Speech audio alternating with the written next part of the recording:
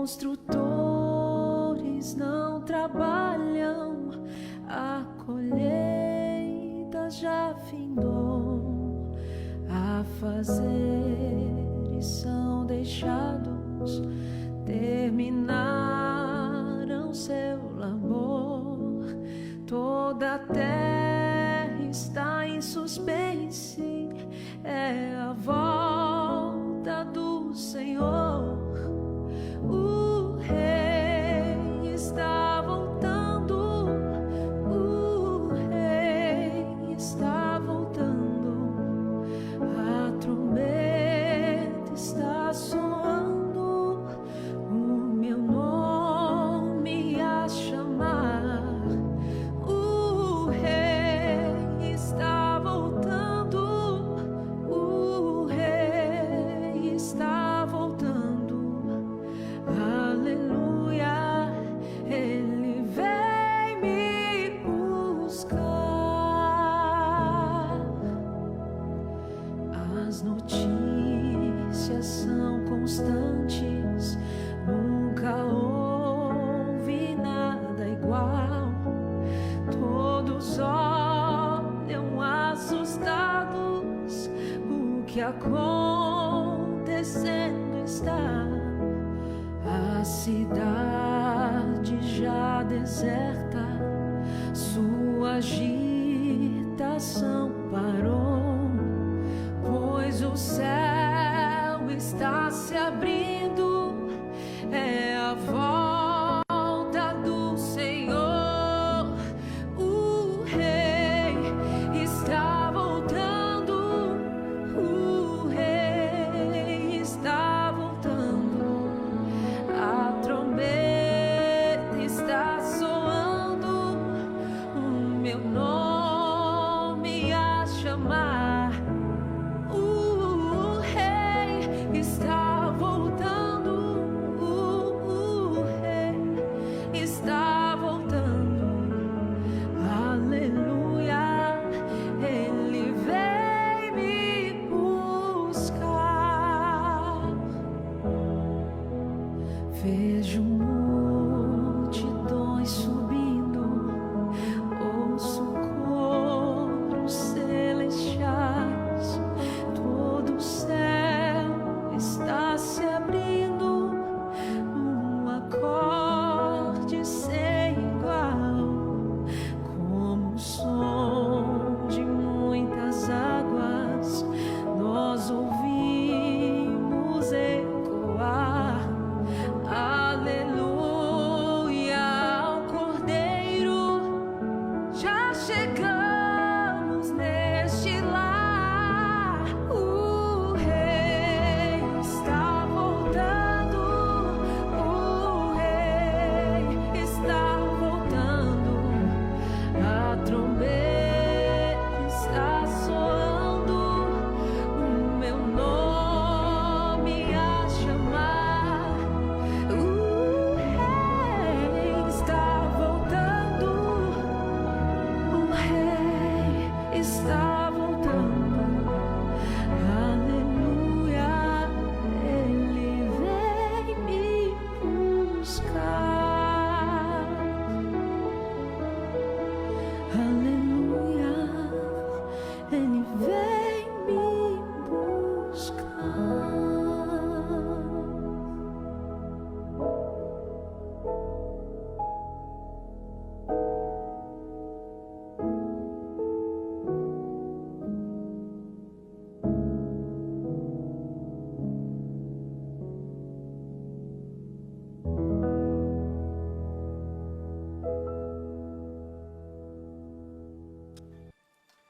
Graça e paz, irmãos. Tudo bem? Hoje, mais uma vez, estamos aqui no nosso nono culto. Domingo, dia 19 de abril, pela manhã. Graças a Deus, estamos dando sequência, seguimento ao nosso trabalho. Tivemos aí a orientação do governador do estado de São Paulo, expandindo, aumentando o horário os dias da nossa quarentena para todo o estado, até o dia 10 de maio. Vamos colocar isso como motivo de oração. Nós estamos sem entender muito bem o andamento dessas coisas. Sabemos, já estamos saturados das informações que é veiculada através de TV e mídia, né, digital, acerca do coronavírus, mas estamos já apreensivos enquanto o que será, né, para esses próximos dias. Uma coisa sabemos, precisamos entender esse tempo, descansar o nosso coração e pedir que o Senhor possa trazer paz ao nosso espírito e sossego para a nossa alma nesse tempo. Vamos cumprir com essa determinação, nós continuaremos em culto online até que acabe essa quarentena e vamos ver como será. Direcionado a visão do nosso governo. Então, nesta manhã eu quero convidar você a descansar o seu coração, deixar essas preocupações para lá e abrir agora a sua mente e sua alma para participar desse culto. Nós estamos em isolamento, mas o Senhor não. O Senhor é onipresente, então Ele está conosco aqui em nossa casa, como está com vocês aí na sua casa. Por isso que o culto é a Ele. Vamos orar, rogando que o Seu Espírito Santo fale conosco. Muito obrigado, Senhor, por mais esta oportunidade de cultuá-lo, de bendizer o Teu santo e glorioso nome. Nesta manhã queremos permitir que o Teu Espírito Santo tenha total liberdade e possa trabalhar nos nossos corações, através de tudo que aqui faremos nesta manhã. Nós Te adoramos e Te convidamos a fazer parte de tudo isso. É em nome de Jesus que oramos. Amém.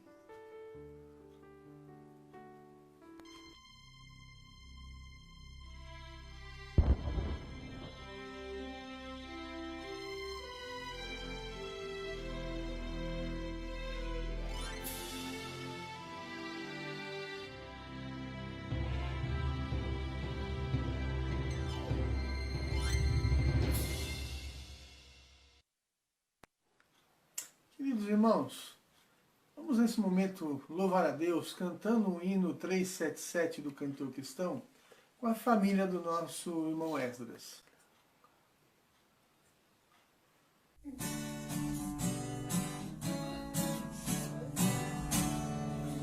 Sei porque Deus o amor a mim se revelou, por que razão o Salvador quase me resgatou. Mas eu sei que tenho Cristo, estou bem certo que é poderoso para guardar o meu tesouro até o dia final. Oro como Espírito, convence-nos do mal. Revela Cristo, Verbo seu, Consolador real. Mas eu sei que tenho Cristo, e estou bem certo que é poderoso para guardar o meu tesouro até o dia final. Sei o que mal ou bem é destinado a mim. Mas o dia vem até da vida ao fim.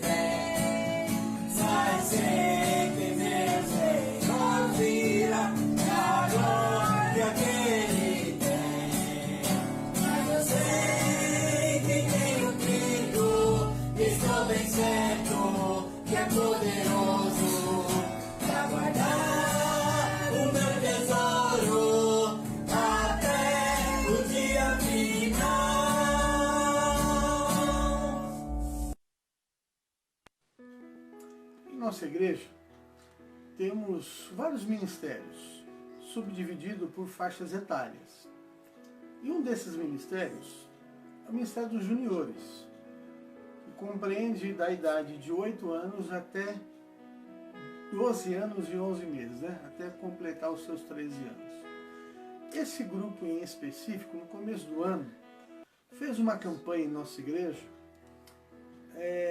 solicitamos aos seus membros que trouxessem alimento não perecível para fazer uma cesta básica e abençoar alguma família da nossa igreja.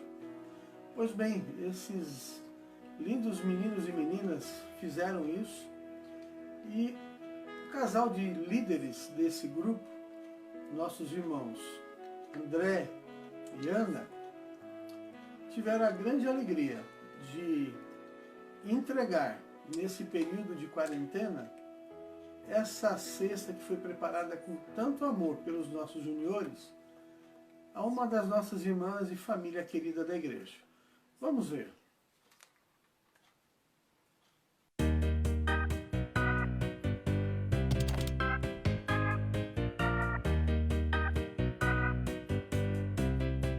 Bom dia, juniores. Bom dia, turminha. Bom, então, estamos aqui saindo da quarentena rapidinho, só para fazer a nossa ação social. Estamos indo levar a cesta que vocês fizeram com tanto amor e carinho. Então, aguarde que daqui a uns minutinhos nós mostramos para vocês. Bom, estamos aqui hoje, Graça, para trazer a cesta que os juniores fizeram, uma cesta que eles fizeram com muito amor e carinho para você. Então, receba o carinho das crianças da nossa igreja. Obrigada. Jesus te abençoe muito, muito. Amém.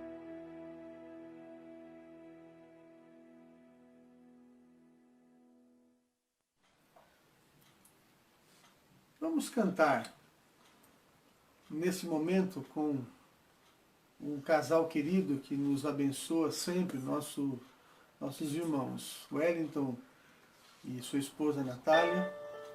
Vamos louvar a Deus com esse cântico especial.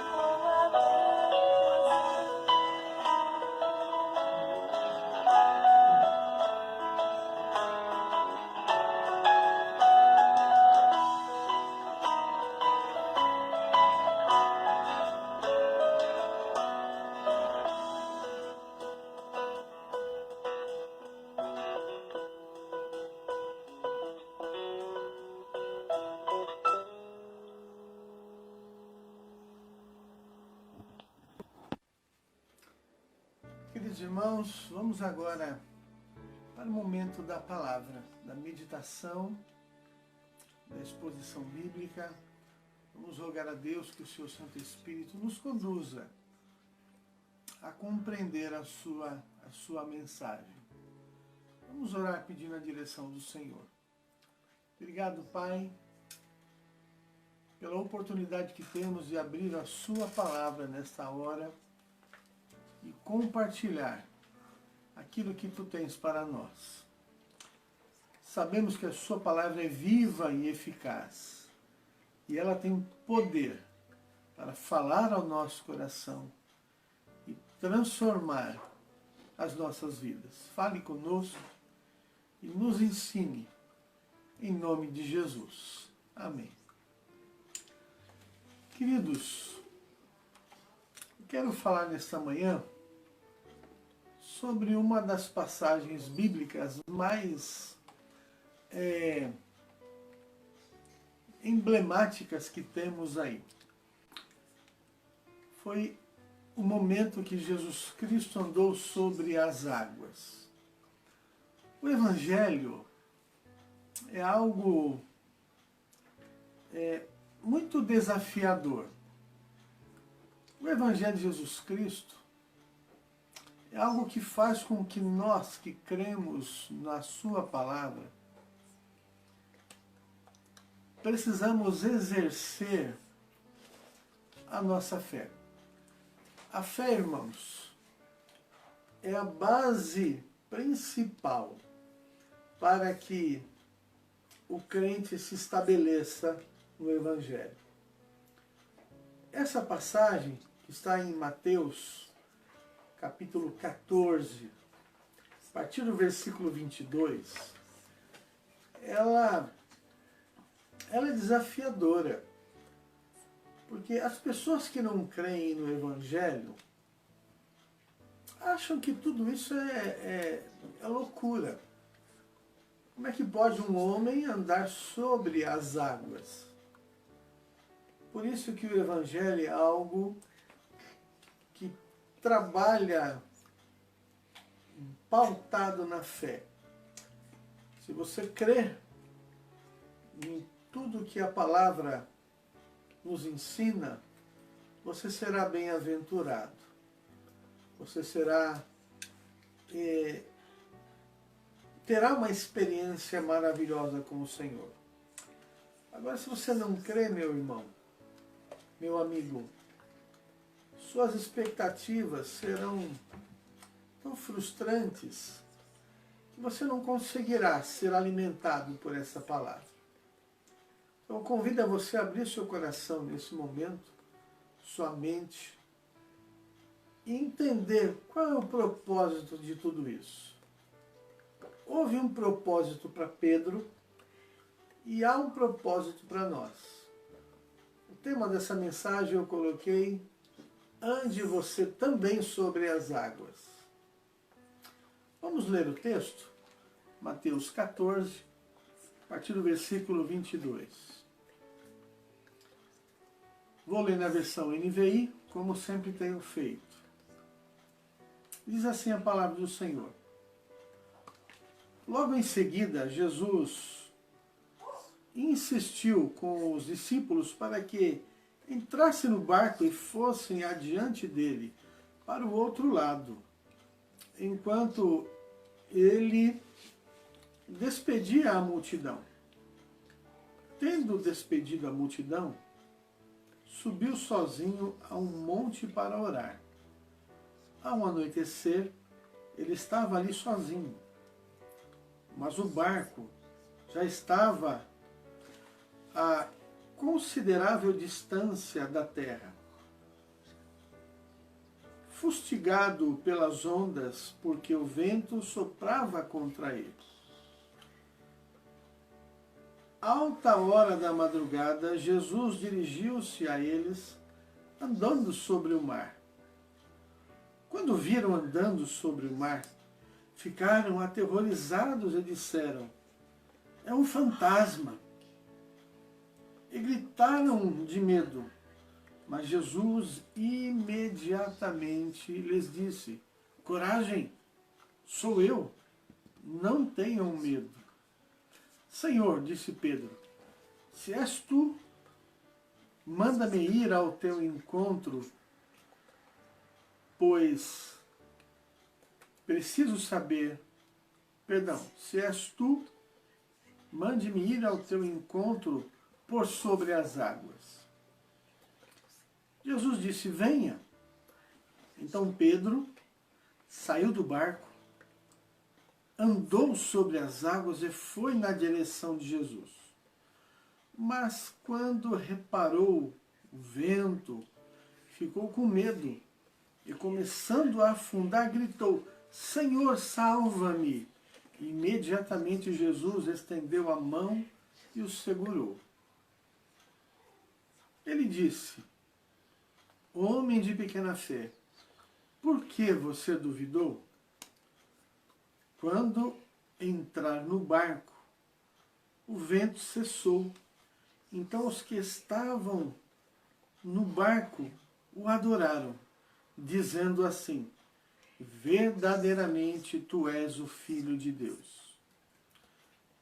Depois de atravessarem o mar, chegaram a Genezaré. Queridos irmãos, que texto desafiador. Que texto que nos faz refletir. O que estava acontecendo ali para a gente entender? Por que Jesus estava despedindo as pessoas e mandando os discípulos ir para o outro lado da margem do lago, né? Ali o mar da Galileia? Porque tinha acabado de acontecer a multiplicação dos pães e dos peixes. Jesus tinha alimentado com 5 pães e 2 peixes mais de 5.000 pessoas. As pessoas estavam todas agitadas com aqueles rumores, e com aquela situação que foi vivida naquele momento. E Jesus não queria que as pessoas entendessem, colocassem como governador do povo. Por que isso? Porque o povo estava esperando um libertador. E Jesus, fazendo tantos sinais e maravilhas, o povo começa a se aglutinar e fala, vamos fazer deste o nosso rei, o nosso libertador. Jesus percebe tudo isso e fala, não, vão para suas casas, discípulos, atravessa para o lado de lá do mar, e eu vou subir ao monte para orar e falar com o Senhor. E ali o Senhor ficou orando até anoitecer. O texto diz que a essa altura, enquanto Jesus orava, até o anoitecer, seus discípulos estavam já no barco, em bastante distância da terra.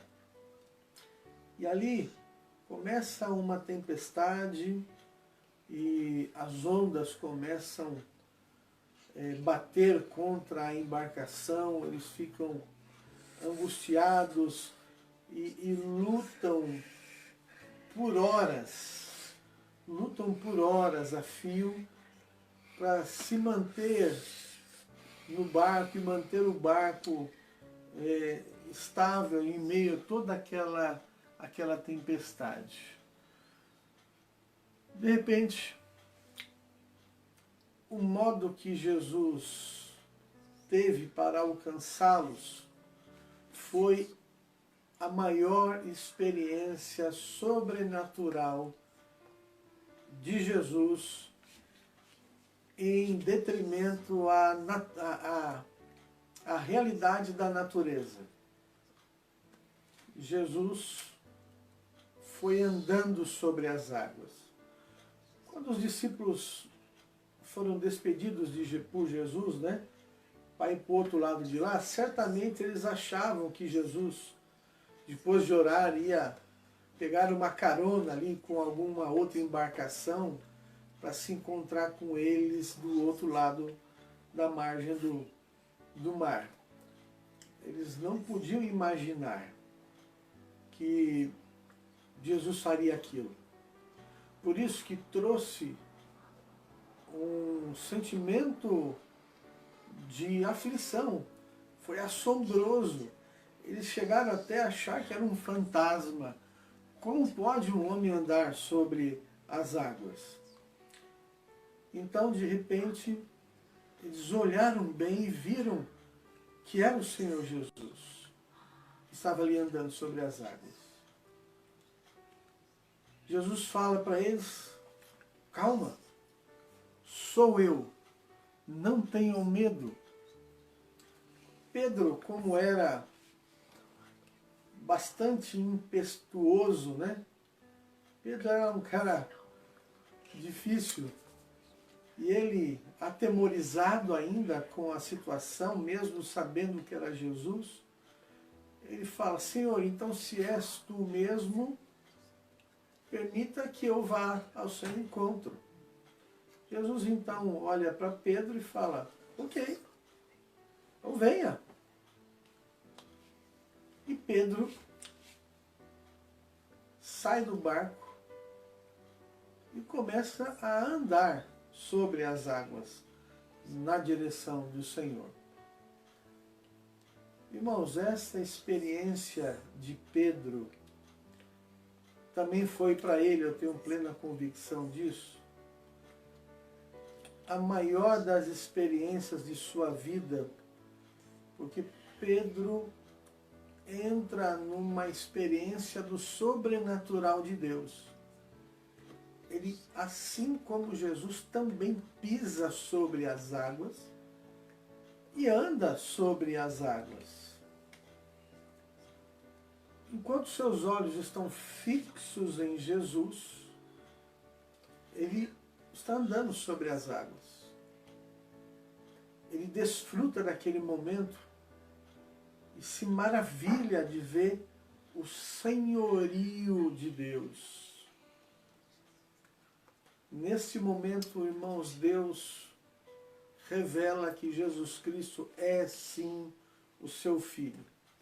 Porque é impossível para a natureza humana um homem andar sobre as águas. Definitivamente, eles entendem isso. E ali, Pedro, quando perde o foco, para de olhar para Jesus, começa a olhar para a situação em volta, aquele vento impetuoso, aquelas ondas grandes, ele começa a se acovardar, a se amedrontar e começa a afundar. Uma coisa interessante que me chamou a atenção, Pedro tinha consciência do que estava fazendo e do que estava acontecendo. E mesmo com isso, ele não pediu ajuda para os discípulos e ele nem se lembrou que ele, sendo um pescador, sabia nadar e podia voltar para o barco mesmo nadando. Não. Porque Pedro se maravilha de uma maneira tão grande e ele clama ao Senhor por socorro, como acabamos de ler. Por que ele faz isso? Porque agora ele sabe quem é que está à sua frente, quem é que está diante dele. Jesus então olha para Pedro, estende sua mão, o segura, o põe em pé novamente sobre as águas, ao seu lado, e juntos caminham para o barco. Vocês podem imaginar o que foi isso? Como pode o Senhor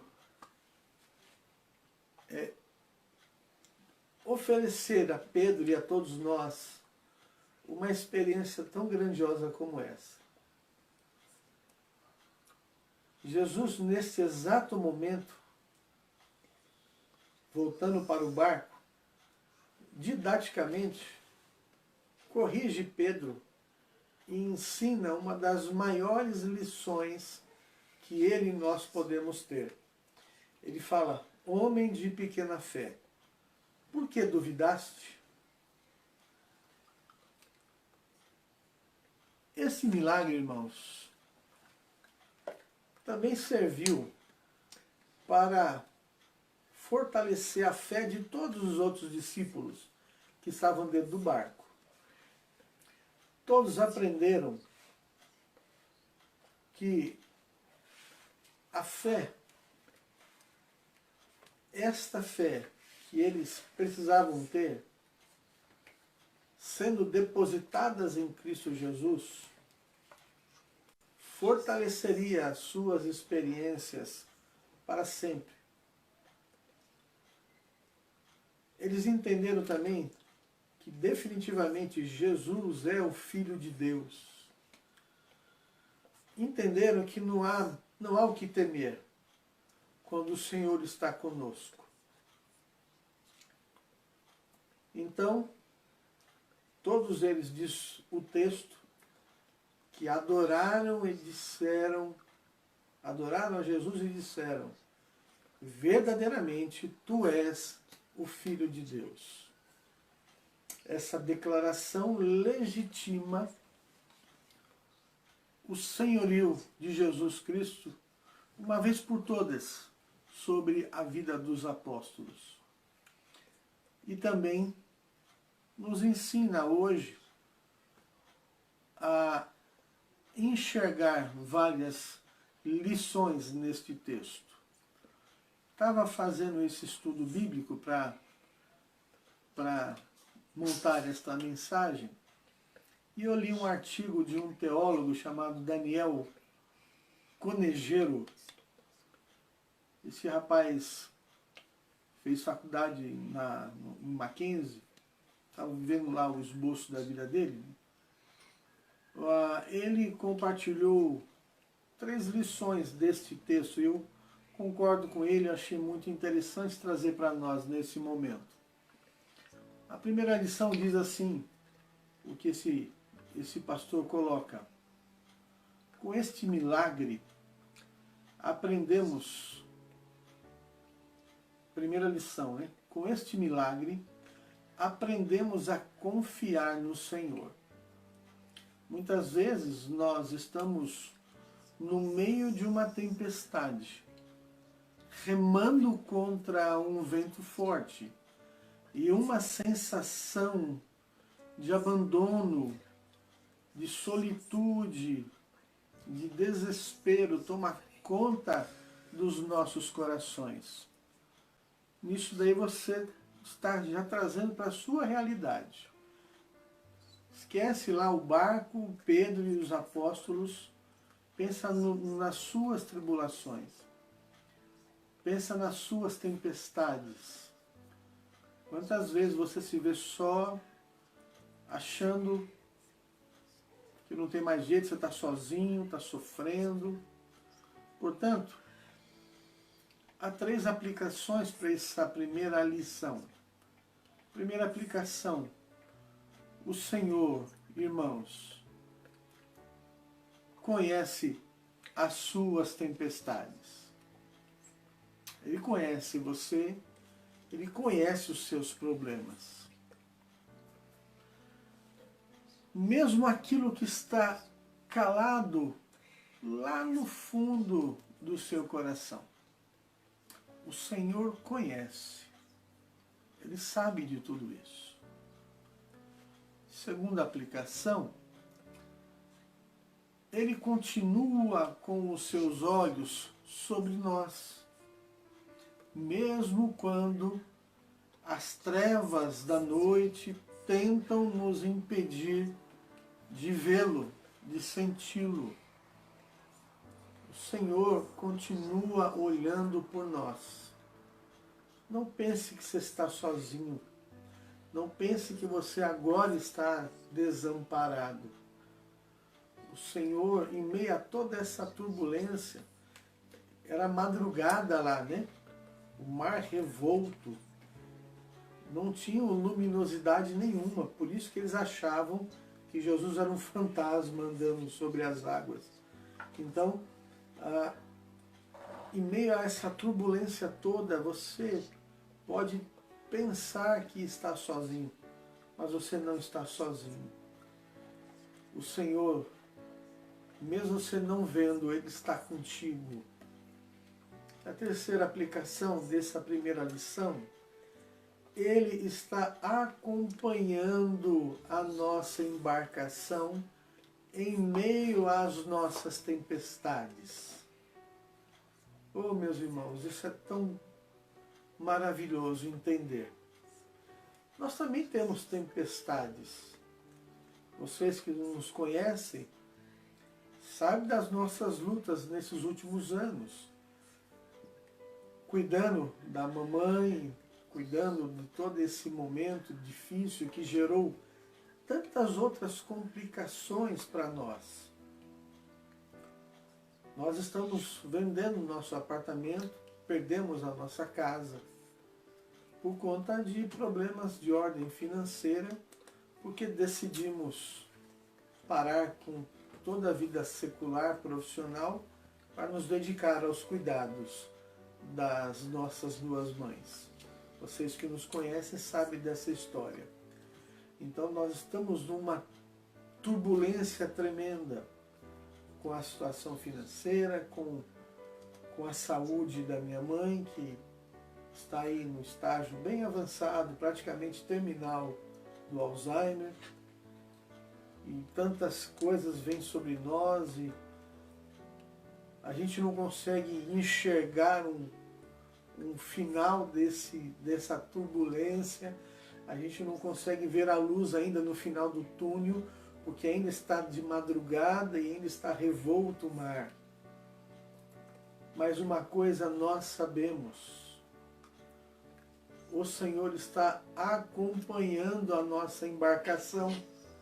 Nós não estamos no meio da tempestade, você não está no meio da sua tempestade sozinho, mesmo que você se sinta sozinho. Você tem a presença do Senhor sobre sua vida. Ele continua contigo. Mesmo que você continue remando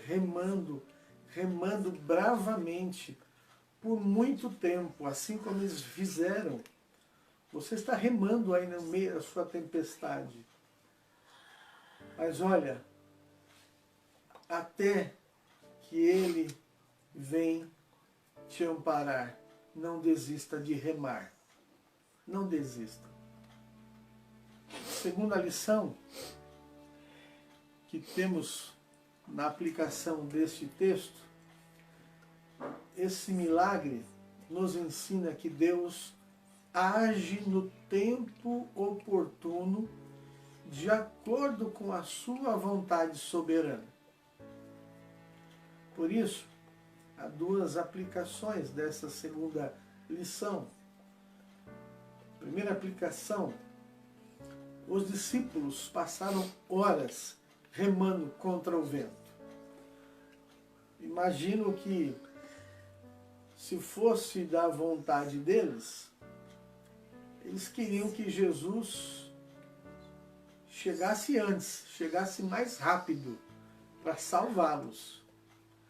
Eles estavam no meio do mar, longe da terra, em meio àquela turbulência toda, remando. Então, o tempo é contra nós. Eles não aguentavam mais. Então, os discípulos passaram horas remando, mas o processo de restauração não é o nosso tempo, é o tempo de Deus. A segunda aplicação: há um tempo então de Deus certo e reservado para todas as coisas. por mais que não compreendamos esse tempo. O tempo de Deus é didático, é pedagógico. O tempo de Deus é curador. Por isso que Deus não faz no estalar dos dedos, por isso que Deus não age conforme a nossa vontade, porque senão ficaríamos meninos e meninas mimados e mimadas. Sabe quando um pai só mima o filho? Filho, eu quero. O pai vai lá e dá. Filho, chama o pai e dá. Filho, chama o pai e dá. Nós estamos estragando os nossos filhos se assim fizermos. Porque são as experiências da vida, os muitos nãos, os muitos calma, agora não é o momento, que vai tratando do caráter dos nossos filhos. Não é na hora que eles querem, é na hora que é possível. E assim Deus faz conosco. Ele sabe o tempo, Ele sabe a capacidade de suportarmos. Sua palavra nos garante que Ele pega o nosso fardo pesado e dá o seu fardo leve. Então creia nisso, irmãos. Por isso que eu falei na introdução dessa mensagem, a vida cristã é pautada pela fé. Se você não tem fé, você não consegue andar nos caminhos do cristianismo. Porque é muito louco o caminho do cristianismo. A palavra de Deus diz que Ele usa as coisas mais simples para confundir os mais sábios. O tempo, então, é o tempo dele e não o nosso tempo. Mesmo que você não compreenda, Ele está agindo nesse tempo. E a terceira lição, até mesmo uma tempestade tem a sua finalidade no plano soberano de Deus. Até mesmo uma tempestade tem sua finalidade no plano soberano de Deus. Os discípulos e todos nós precisávamos aprender dentro desta lição duas aplicações. Quais são? Precisamos ter nossa fé fortalecida no Senhor. E a fé fortalecida no Senhor só vem se acontece experiências dessas, como essas e muitas outras, em nossas vidas. Só nós temos que passar por experiências que estamos passando para que a nossa fé se solidifique, para que a nossa vida cristã amadureça e para que a nossa consciência de mundo e de existência seja madura o suficiente para amar a Deus sobre todas as coisas. Ao final dessa experiência, Deus cuidará de tudo e nós glorificaremos o nome dele. E a segunda aplicação dessa terceira lição, há lições que só podem ser aprendidas em plena tempestade. Eu gosto de dizer lá na igreja para os nossos irmãos que são nesses momentos de lutas, de adversidades ou de tempestades que o texto está trabalhando, que nós amadurecemos. Como a gente cresce mediante essas questões. Por fim, o teólogo diz assim,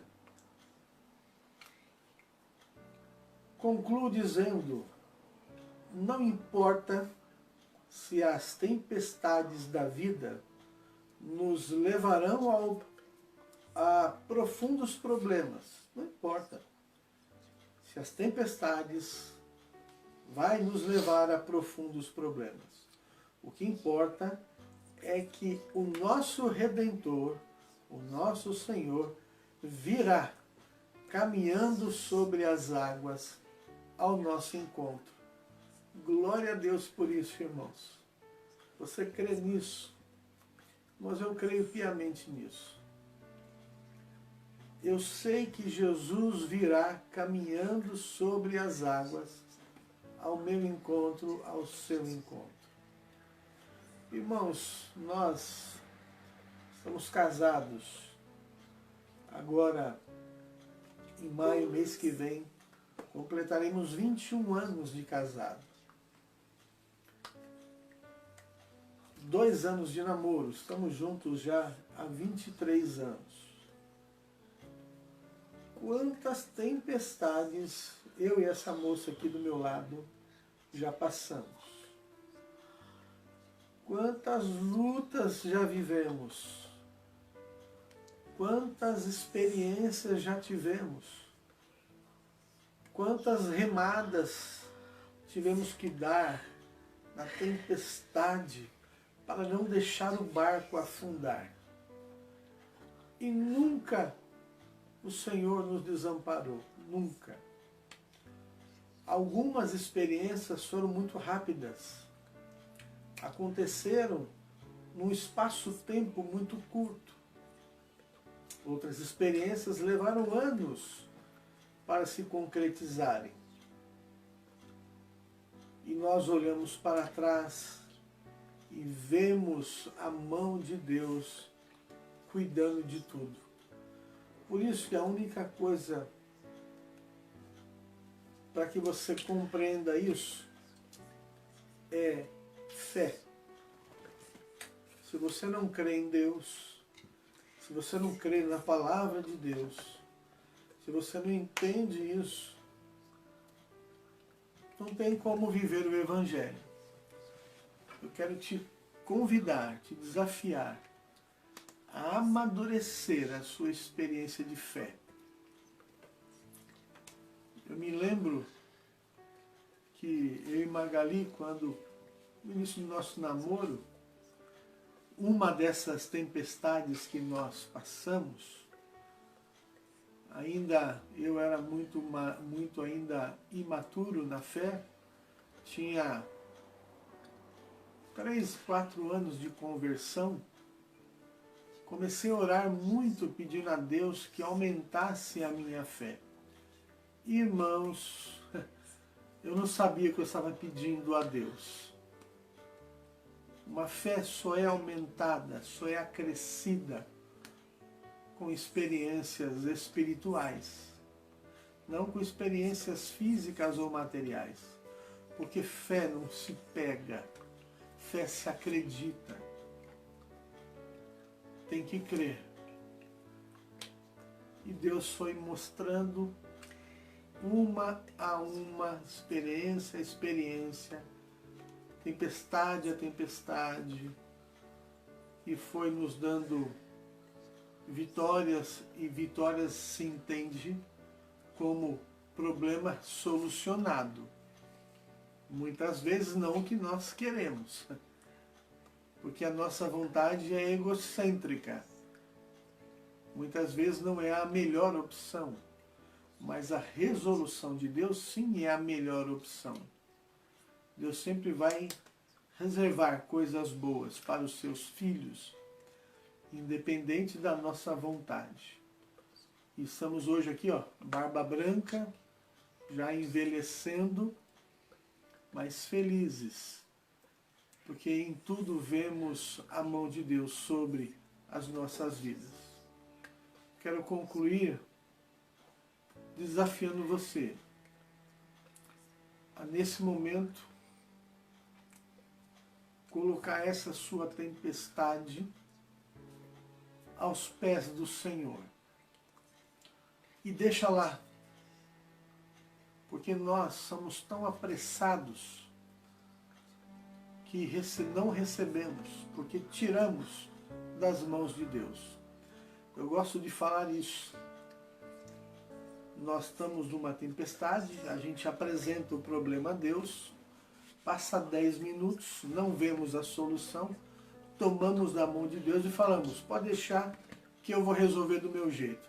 O Senhor não está fazendo, então deixa que eu faço. Essa é a pior atitude que você pode ter. Crer e confiar é aquilo que você tem que fazer. Porque se não for assim, você não vai experimentar, você não vai saborear, você não vai se deliciar das maiores experiências que Deus tem para a sua vida. Porque Pedro só conseguiu se sentir na sua própria vida a ação maravilhosa de Deus, aonde o seu corpo foi contra o natural, andando sobre as águas, porque ele estava olhando para Cristo. O texto diz que quando ele tirou os olhos do Senhor, quando ele se preocupou com a agitação que estava em volta dele, ele começa a afundar. Então eu finalizo dizendo, não tire os olhos do Senhor Jesus, porque Ele está olhando por você. Ele não te desamparou, Ele não te abandonou, Ele sabe dos seus problemas, Ele conhece a sua vida, e Ele sabe certinho quando e onde, em que momento atuar, para que você saia desse tempo de tempestade. Se você crer, verá a glória de Deus. Quero agradecê-lo por ter participado conosco desse culto. Vamos louvar a Deus agora, ouvindo este louvor tão maravilhoso que será cantado, e que o Senhor complete a sua obra no seu coração. Vamos orar. Obrigado, Senhor, que a Tua palavra é viva e eficaz e única para nos conduzir à plena maturidade da nossa fé. A fé é, como diz a sua palavra, o firme fundamento das coisas que se esperam e a certeza que alcançaremos aquilo que ainda não vemos. Porque pela fé, homens, conforme a Hebreus capítulo 11, experimentaram na história bíblica momentos singulares com o Senhor, e o Senhor agiu sobremaneira na vida de todos. Pela fé, esse mesmo Deus que agiu no passado pode agir hoje na minha vida e na sua vida. Fortaleça a nossa fé e nos faz estarmos maduros o suficiente para descansar no Senhor. Oramos em nome de Jesus. Que Deus nos abençoe. Vamos louvar a Deus.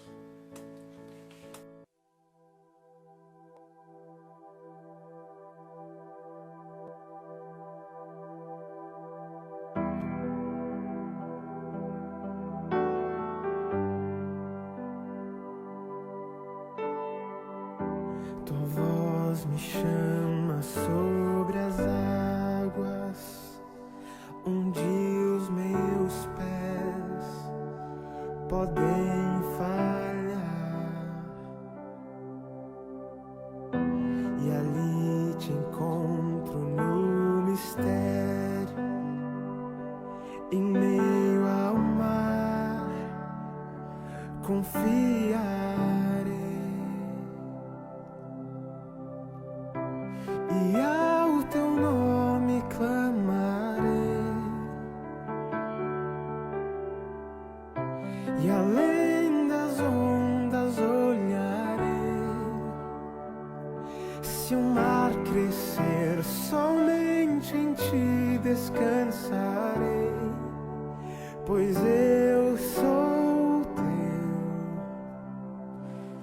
Tu és meu.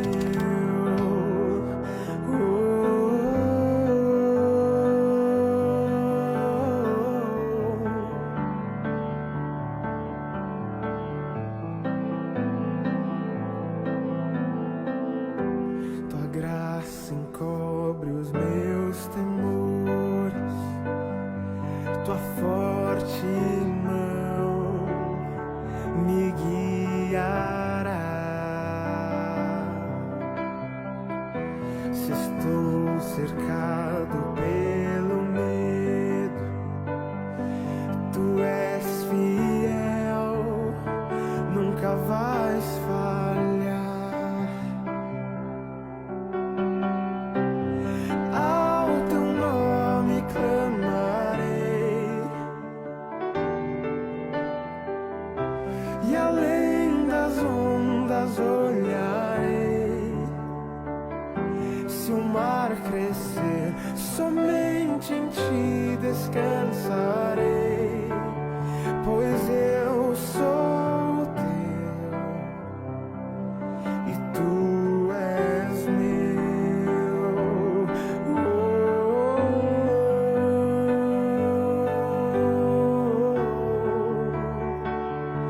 E tu és meu.